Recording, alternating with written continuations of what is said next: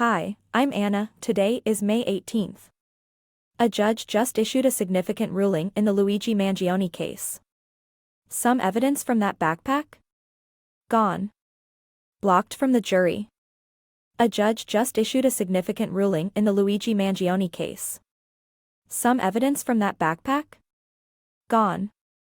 Blocked from the jury. But the weapon? The manifesto? Still in. We'll break down exactly what the jury will and won't see, and what this means for the September trial. Plus, a federal judge ruled the exact opposite on the same evidence. Same backpack. 2 courts. 2 answers. Let's get into it. December 2024. Midtown Manhattan. Early morning. UnitedHealthcare CEO Brian Thompson was shot dead on a busy sidewalk outside a hotel. Graphic footage went viral within hours. A 5-day manhunt followed.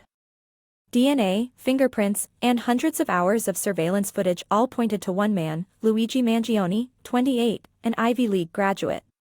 He was caught at a McDonald's in Pennsylvania after a manager called 911, said a customer looked just like the suspect. When police approached, Mangione handed them a fake ID and gave a false name. On the floor near his feet, a black backpack. That backpack would become the center of this entire legal war. Police opened the bag right there at the restaurant. No warrant. No waiting. Inside, a loaded magazine, a passport, a phone, a wallet, all inside a Faraday bag that blocks cell signals. At the station, they found a silencer, a 3D printed firearm, and a red notebook. Prosecutors say the weapon matches ballistic evidence from the crime scene. They called the notebook a manifesto. Police didn't seek a warrant until 7 hours after they first opened the bag. 7 hours. That detail became the entire foundation of the defense's argument. Mangione's attorneys didn't dispute the facts, they disputed how those facts were obtained. Defense lawyers argued officers showed, quote, an utter disregard for a defendant's constitutional rights. Their position, the warrantless search was illegal. Everything inside should be thrown out. Prosecutors pushed back, arguing officers acted reasonably at every step and later obtained a warrant establishing an independent source for the evidence. 2 sides. 1 judge. 1 ruling.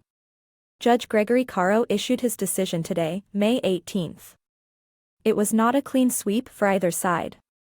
Some backpack evidence will be excluded. But the weapon and the notebook, the 2 most damaging items, will be allowed. Partial victory for the defense. Significant setback for prosecutors. The state trial begins September 8th and is expected to last 6 weeks. Here's where it gets complicated. Mangione is also facing federal charges, and in that case, a different judge reached the opposite conclusion. Judge Margaret Garnett ruled in January that the backpack evidence would have inevitably been discovered anyway, and allowed all of it in. Same backpack. 2 courts. 2 opposite answers. And even with today's partial exclusion, prosecutors still have DNA, fingerprints, a cell phone, and hundreds of hours of surveillance footage. The defense scored points today, but this trial is still going to be fought on difficult ground. The Mangione case was never just about one man. It became a flashpoint for Americans' frustration with the health insurance industry. His legal defense fund surpassed $1.5 million just this month. He has pleaded not guilty to all charges. September 8th is the date to watch. Subscribe and hit the bell, we'll be tracking every twist as it happens.